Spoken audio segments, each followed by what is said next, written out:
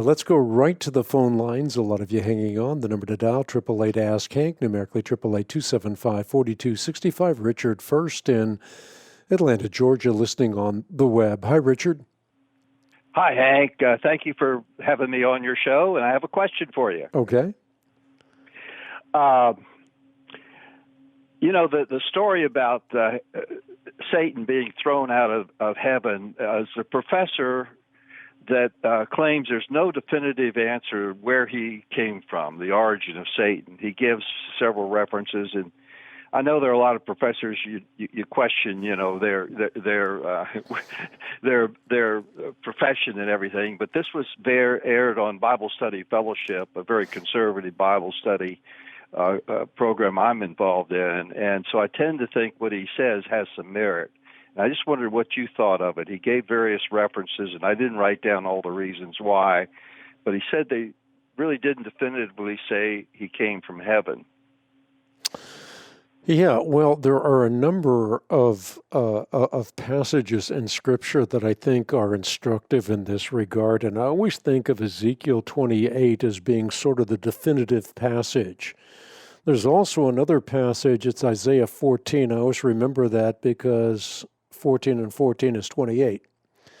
But at any rate, what's going on in Ezekiel chapter 28 is Ezekiel describing the king of Tyre, and he's describing him as a human type that personifies Satan. As a satanic human ruler, he was motivated by the exact same sins as those that were imbued in Satan, and thus he would ultimately suffer the same judgment. So that's what's going on in context. In context, in Ezekiel 28, you have a description of the king of Tyre, and the fall of the wicked king parallels the fall of Satan. In both cases, the besetting sin was pride. Now, the language that is used here is poetic.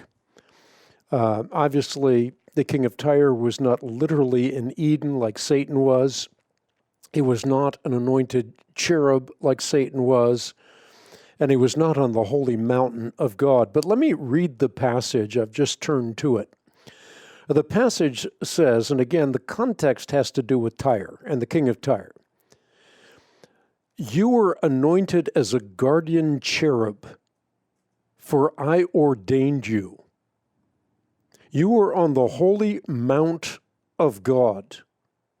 You walked among the fiery stones. You were blameless in your ways from the day you were created till wickedness was found in you.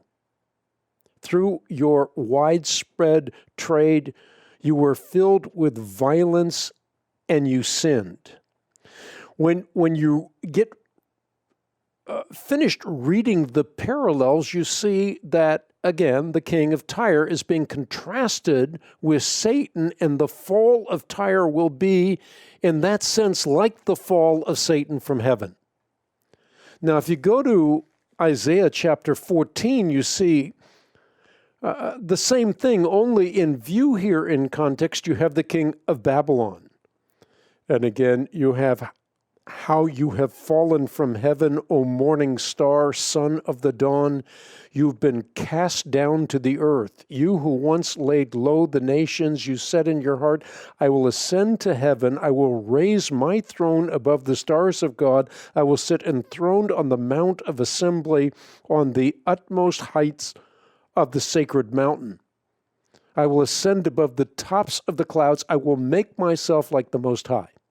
So again, here you have the king of Babylon mirroring what happened with Satan. So in both cases, you have a reference to an earthly king, and the reference in terms of how he conducts himself with pride and arrogance mirrors that of Satan, and thus his fall will mirror that of Satan as well.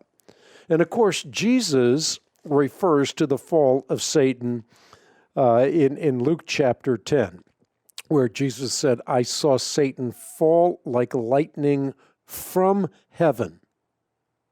So I think you have not only in the Old Testament, but also in the New Testament or the New Covenant references to the fall of Satan.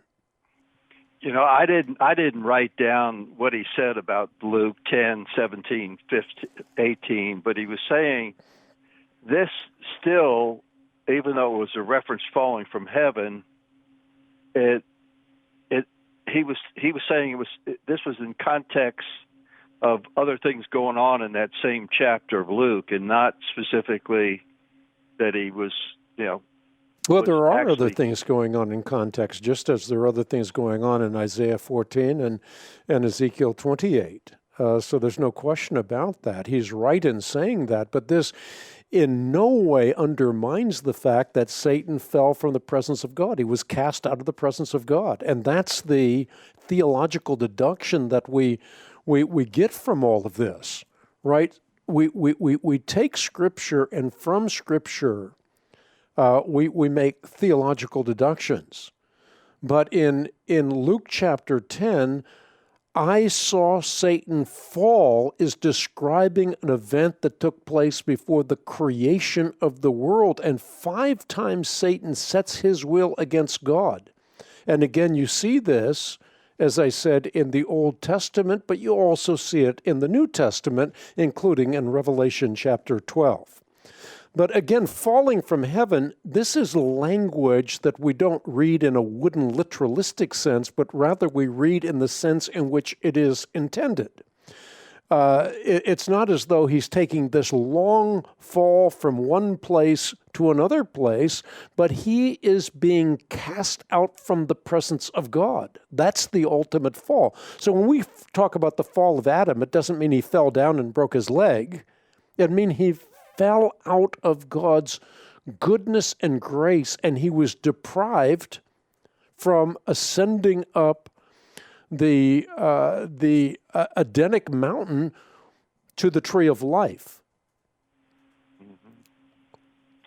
That's an excellent response. All my reading confirms that he came from heaven and fall from heaven. God kicked him out, and you've kind of addressed all that. I really appreciate you clearing up that misunderstanding I had from this professor anyway. So again, I thank you. And did you have any other questions of me, or? No. I think that covers it. And again, I think that when you read Scripture, you want to see what's going on in context, and that's why I gave you the context both in Ezekiel with the king of Tyre and in Isaiah with the king of Babylon. But the contrast here is very important. I always say the contrast is the conduit to clarity. And the Scripture is making a contrast between what's happening in the earthly realm with kings and what happened in the heavenly realm with Satan, who was created to worship God and to enjoy him forever, but who was also created with free will. So he had the ability to act or to act otherwise, to act in accordance with the way he was created, and to act in a way that would satisfy him to the ultimate, because that's how God created things, or to move in a different direction. And Satan did, and so he has fallen, and he is irrevocably fallen. He has been actualized in his fall, along with the third of the angels.